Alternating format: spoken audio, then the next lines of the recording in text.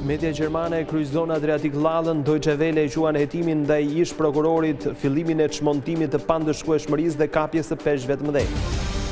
Gati vendosja e tarifave në rrugën e Kombit, kompania bën testimin e sporteleve 5 euro për çdo kalim makine dhe 22.5 euro për kamionet e tonazhit të rënd.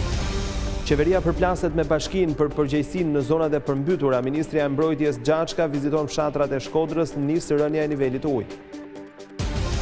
Ligji luftës hiqet pas përcaktimit të kufirit detar mes Shqipërisë dhe Greqisë. Historianë dhe ish-ministra e konsiderojnë absurditet faktin që është ende në fuqi.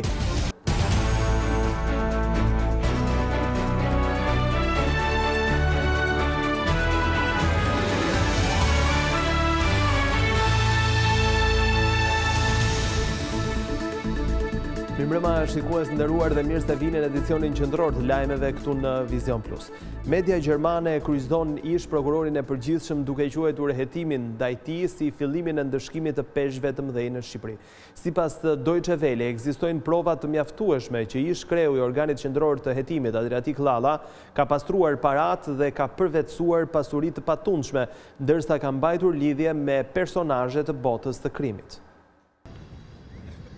Përpjekja e Shqipërisë për çmontimin e kulturës së pandëshkueshmërisë nuk e ka shpëtuar vëmendjes së mediave gjermane, ku është sulmuar ashpër ish prokurori i përgjithshëm Adriatik Lalla. Është vetëm fillimi i kapjes së peshqve të mëdhenj, që do të ndiqet së shpejti edhe nga raste të tjera. Thuhet kështu në shkrimin e medias zyrtare gjermane që përmendi shkreun e organit të hetimit.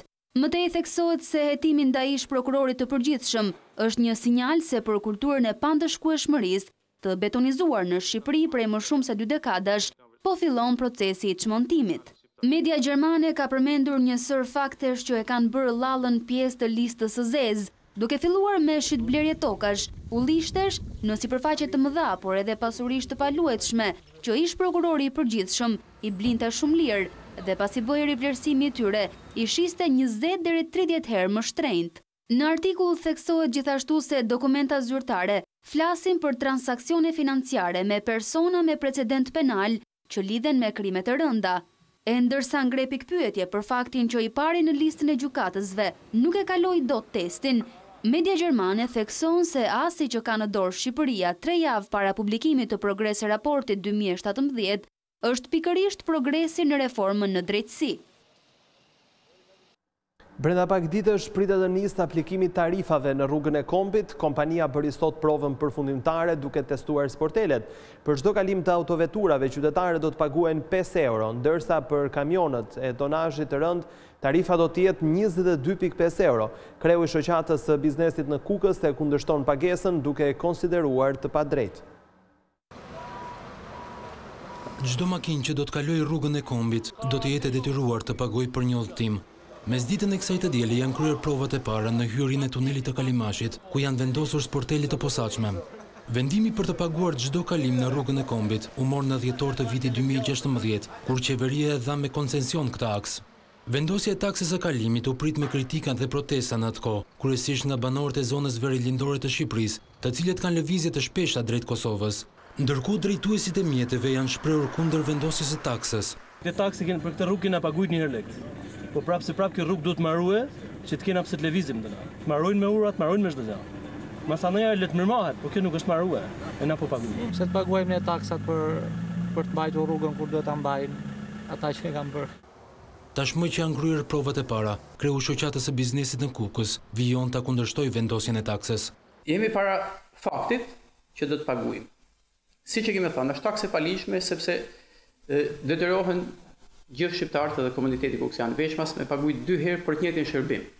Pra paguajnë 2 herë për mirëmbajtjen e autostradës. Një herë sipas ligjit 157 fraksion 2014, që na detyron me paguajt taksën e qarkullimit në karburant, dhe një herë taksën e koncesionarit me trafik. Pagesa për kalimin në rrugën e Kombit varion nga 2.5 euro për motora, 5 euro për vetura e deri në 22.5 euro për kamionet e rënd. Sipas kontratës, ndër të tjera parashikohet se koncesionari përdor një shesh me 2K për pagimin e taksës në afërsi të tunelit të Thirrës dhe koncesionari mbledh dhe mban të ardhurat nga taksa e rrugës. Koncesionari ka për detyrë të përmirësoj, operoj dhe mirëmbajë autostradën sipas një pakete të përcaktuar për një periudhë 30 vjeçare të koncesionit. Koncesionari duhet të kryejë teste teknike dhe nëse vëren ndonjë problem teknik, duhet të marrë masa ta rregullojë atë. E nëse gjithçka shkon mirë, taksa do nisë të vilet brenda javës së ardhshme. Rruga e Kombit është segmenti i parrugor, i cili bëhet me pagesë. Kreu i Partisë Demokratike Lulzim Basha e konsideron një grabitje të dyfisht të shqiptarëve taksën e re për rrugën e Kombit. Në një reagim në Facebook, lideri i opozitës akuzon kryeministri Rama se ka vendosur një tarifë as pak të nevojshme në një kohë kur sapo ka rritur taksën e qarkullimit automjeteve me 24 lekë për litër karburanti. Sipas kryedemokratit, Shqipëria ka përfituar direkt dhe indirekt rreth 300 milion euro në vit të ardhura që mund të përballojnë nevojat për mirëmbajtje të gjithë rrjetit rrugor shqiptar. Ky akt kriminal dëmton edhe ekonominë e Shqipërisë duke rritur koston për shërbimet dhe produktet e duke marrë nga xhepat e shqiptarëve plot 120 milion dollar në vit, shkruan Basha në reagimin e tij. Përmbytjet në Shkodër kanë shkaktuar përplasje mes qeverisë dhe Bashkisë të Shkodrës sa i takon përgjegjësisë. Ministrja e Mbrojtjes Gjaçka dhe zëvendës kryeministrja Mesi u takuan me banorët e prekur nga përmbytjet, ndërkohë ka një rënje të nivelit të ujit me disa centimetra. Në kohën kur një pjesë e Shkodrës vijon të jetë nën pushtetin e ujit, përplasjet mbi përgjegjësinë për situatën janë shndruar në debatin kryesor. Parandalimi, planifikimi dhe përballimi i emergjencave civile është përgjegjësi e të gjithë aktorëve bashk dhe sipas ligjit veçanërisht e pushtetit lokal.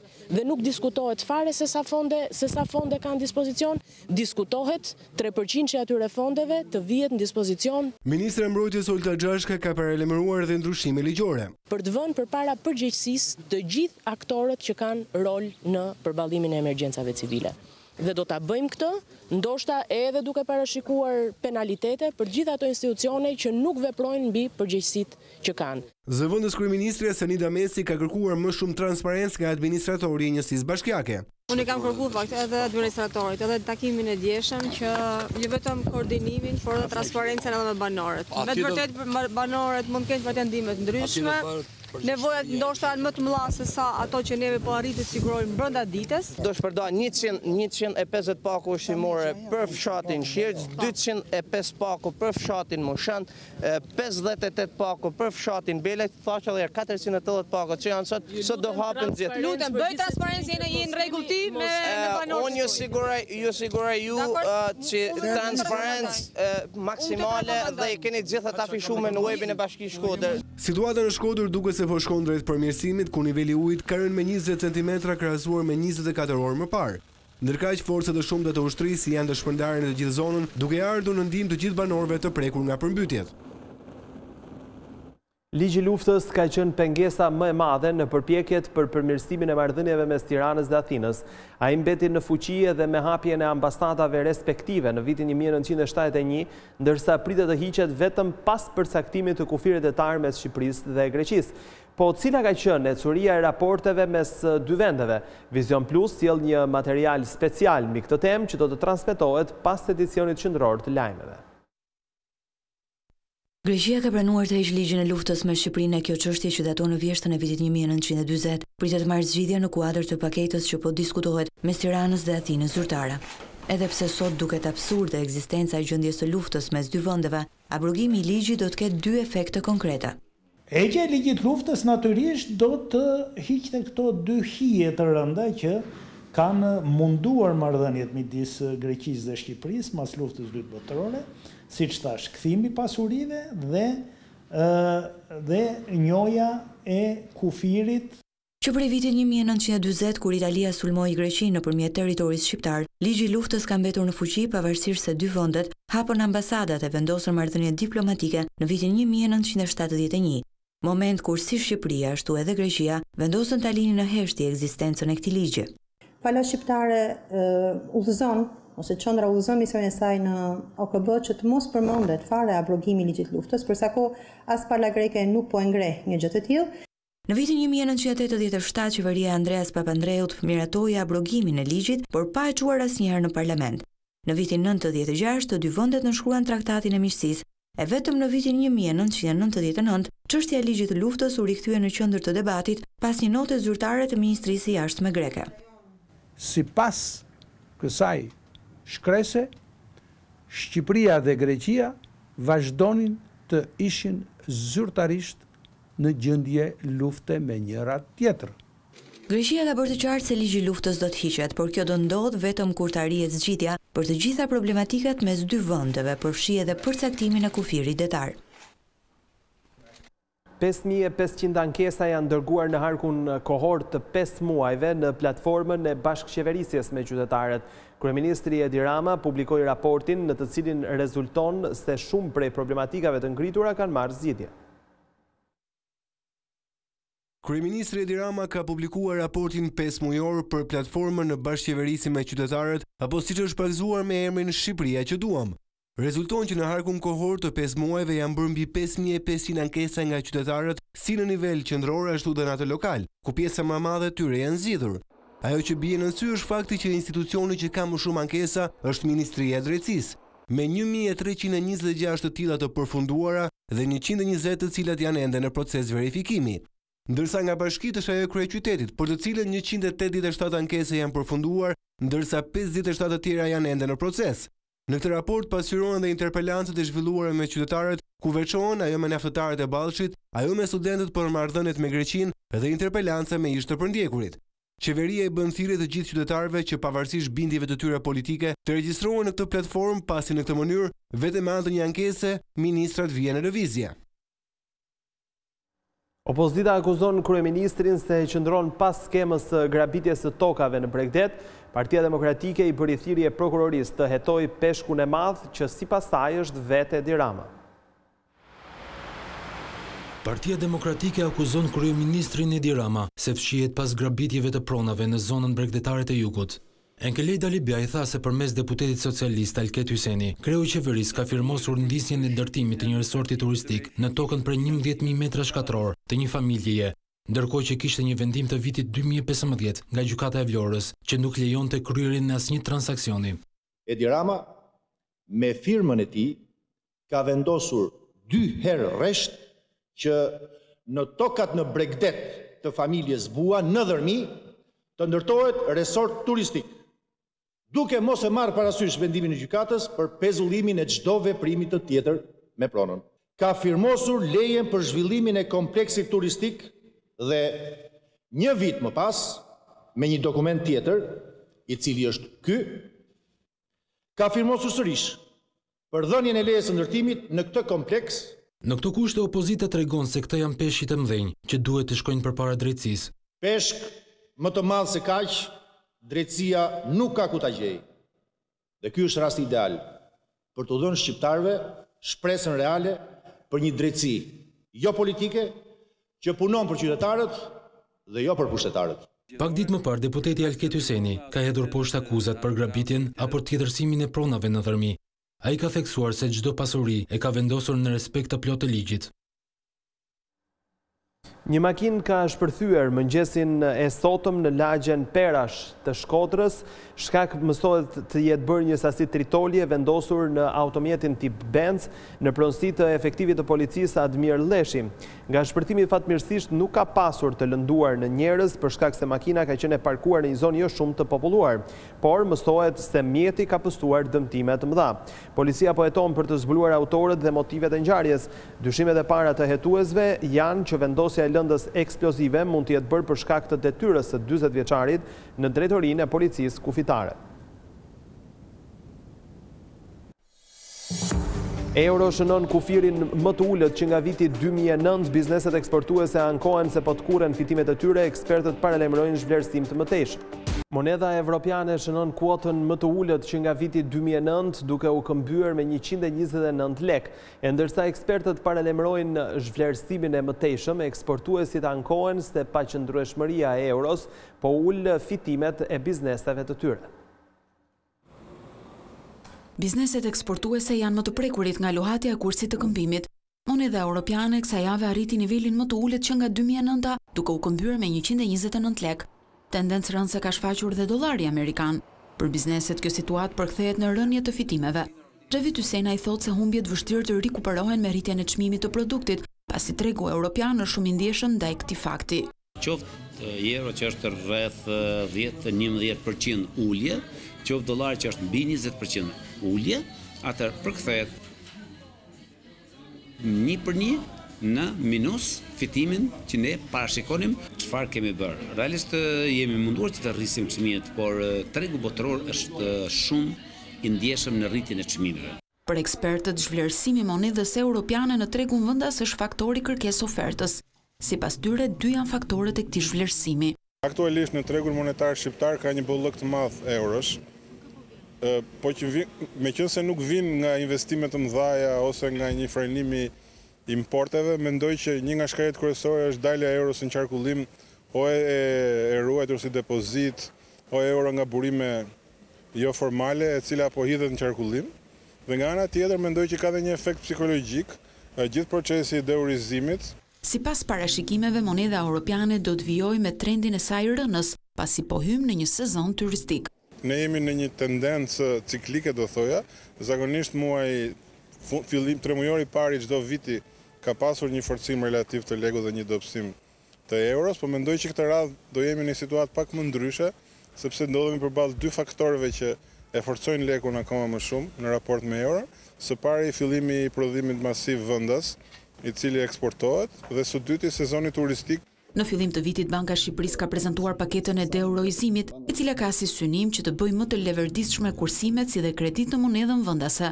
Kjo pasi niveli euroizimit në sistemin bankar, depozita kredi, kalon për te i 60%. Nga Belçi, Ministri i Turizmit dhe Mjedisit u bëri thirrje të gjithë fermerëve që të aplikojnë për të përfituar nga fondi i agroturizmit. Blendi Klosi tha se qeveria ka krijuar lehtësira fiskale për zhvillimin e këtij sektori. Të gjithë ata që do të marrin përsipër të zhvillojnë një produkt tradicional shqiptar, do të mund të përfitojnë nga fondi shtetëror për agroturizmin, që shkon deri në 20 milion lekë. Kemi mundësi që politika tona për agroturizmin me lehtësira fiskale për ata që duan ndërtojmë hotele me një numër të konsiderueshëm dhomash, por jo më shumë se sa 30 dhoma, promocion mbi kapacitetet standarde të agroturizmit. Ata që do të kenë një fermë që do të prodhojnë me produktet e tyre të brendshme. Ata që do të kenë një restorant apo një pikë kulinarie, e cila të shërbejë për turizëm, do të marrë statusin e agroturizmit. Ministri Blendi Klosi u ndal edhe tek projekti i mbjelljes së më shumë se 20 milion pemëve deri në vitin 2020 në të gjithë vendin. Ne do duhet që të kuptojmë që shtimi i numrit pemëve, shfrytëzimi i pyjeve, 800 hektar pyje ka Bashkia Belçit, do na bëjë të mundur që të kemi dhe më shumë në radhë parë dashuri për mjedisin, në radhë dytë pastërti të ajrit, në radhë tretë mbrojtje edhe familiarizim të trinjve, nxënësve të shkollave, të komuniteteve të zonës me pyllën. Në panajirin lokal të Belshit, Ministri Klosi u informua nga banorët të zonës për rritjen e prodhimit të bimës teje të kërkuar të shafranit. Rikonstruktohet biblioteka nr. 4 në kryeqytet, e cila mban emrin e gjuhtarit Petrozhej. Kryebashkiaku Erion Velia i tha se ambienti modern do të shërbejë për t'i afruar të rinjt dhe fëmijët me leximin. 5 muaj më parë ishte një ngrehin e rënuar, e rrethuar me ferra. Fali investimit të bashkisë Biblioteka nr. 4 në kryeqytet, e cila do të mbajë emrin e gjuhtarit dhe përkthyesit të njohur shqiptar Petrozhej, është shndruar në një hapësirë leximi moderne për komunitetin. Mbaj mend ditën e parë kur kemi ardhur tumbuluar me ferra, me shkure, toke xanun këtu, toke xanun atje, një gur, 1 mjetër rrethanor, një karrige, një ark, një bidon. Ky është proces. Është pak si të qirosh oriz. Kokër në kokër duhet ta kalosh orizin, gjesh kokrat e zeza. Pra nuk është diçka që bëhet duke nejtë në kafe dhe duke dhënë mend të çironi Tiranën. Por ama vjen duke çiruar territor, hap pas hapi. Kryebashkiaku theksoi se investimi tek bibliotekat është investim për dijen dhe për të ardhmen. Sot është një ditë e mirë për Tiranën. Është një ditë e bukur për Tiranën sepse besoj që civilizimi ku ne përkasim, ai i librave, ai i dijes, ai i shkrimtarëve, ai i njerëzve të mençur, ka bërë një avancim ndaj asaj racës tjetër, të bingove, të lotove, të basteve, të llogjeve. Edhe besoj për gjitha këto arsye ne duhet insistojmë që ky civilizim që ne përfaqësojmë i librave, i dijes, i qenit konstruktiv, i qenit pozitiv, i qenit me energji të mirë, duhet prevaloj dhe duhet fitoj betejat me industrinë e bastave dhe të lotove. Erjon Velia u shpreh se sfida e shoqërisë së sotme, përfshi edhe institucionet shtetërore, është të heqë fëmijët nga pajisjet teknologjike dhe t'i kthejë ata tek libri. Media gjermane e kryqëzon Adriatik Lallën, Deutsche Welle i quan hetimin ndaj ish prokurorit fillimin e çmontimit të pandëshkueshmërisë dhe kapjes të peshqve të mëdhenj. Gati vendosja e tarifave në rrugën e Kombit, kompania bën testimin e sporteleve 5 euro për çdo kalim makine dhe 22.5 euro për kamionet e tonazhit të rënd. Qeveria përplaset me bashkinë për përgjegjësinë në zonat e përmbytura. Ministri e Mbrojtjes Xhaçka viziton fshatrat e Shkodrës, nis rënja e nivelit të ujit. Ligji i luftës hiqet pas përcaktimit të kufirit detar mes Shqipërisë dhe Greqisë. Historian dhe ish ministra e konsiderojnë absurditet faktin që shtende në fuqi. Përfunduam këtu shikues nderuar, por më shumë informacion në çdo moment të ditës ju gjeni duke klikuar në faqen e internetit Vizion Plus.tv. Ndajemi këtu së bashku. Faleminderit.